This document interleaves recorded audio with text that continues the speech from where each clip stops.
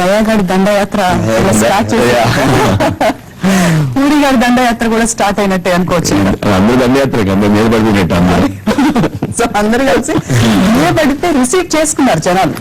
అది మంచి అప్లాజ్ వస్తుంది కదా. అండ్ బేసిక్ గా సెకండ్ హాఫ్ నాకు పర్సనల్ గా అయితే సెకండ్ హాఫ్ సూపర్ అల్టిమేట్, చాలా బాగుంది. ఫస్ట్ హాఫ్ కంటే కూడా సెకండ్ హాఫ్. చాలా మంది ఫ్రెండ్స్ కూడా ఈచ్ అదర్ అనమాట. సెకండ్ హాఫ్ బాగుందా ఫస్ట్ హాఫ్ బాగుందా?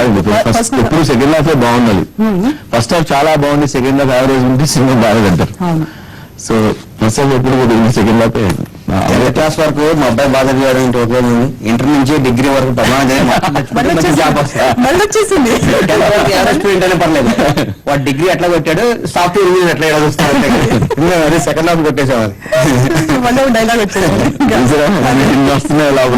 బాగా నచ్చిన డైలాగ్ ఏంటి గణేష్? నాకు ఈ సినిమాలో ఎన్టీఆర్ విలన్ దగ్గర నుంచి భరణి గారి దగ్గరికి వచ్చి, రావు గారు మీకు తోటండాలు ఏమైంది అంటే మాట్లాడతారు కదా, కొట్టండి నాన్న, నన్ను కొట్టండి నాన్న, మీ కొడుకుని కొట్టండి అన్నాడు మాట్లాడుతుంది. అది హార్ట్ని టచ్ అవుద్ది. అట్లాగే కోర్టులో నేను చంపాను ఆ అమ్మాయిని, మీ మనవాళ్ళని చంపాలనుకున్నాను సార్, మీ మనవాళ్ళని రేపు చేద్దాం అనుకున్నాను. ఆ సీన్ అట్లాంటి ఇంటికి వెళ్ళినా కూడా గుర్తొస్తుంటాయండి. ఈ సినిమాలో ఉన్నది ఏంటంటే, ఇది ఒక నవల చదివితే మర్చిపోలేం, అట్లా ఈ సినిమా చూస్తే కూడా మర్చిపోలేం. కొంతకాలం హంట్ చేస్తుంటుంది. అది టెంపరెంట్. ఇది ఎప్పుడో రేర్ గా దొరికే సబ్జెక్ట్. ఇది కరెక్ట్ గా ఏం చేసి కొట్టాము దీన్ని. పూరి గారు అద్భుతంగా తీశారు, ఎక్స్ట్రానరీ ఎన్టీఆర్ యాక్ట్ చేశారు.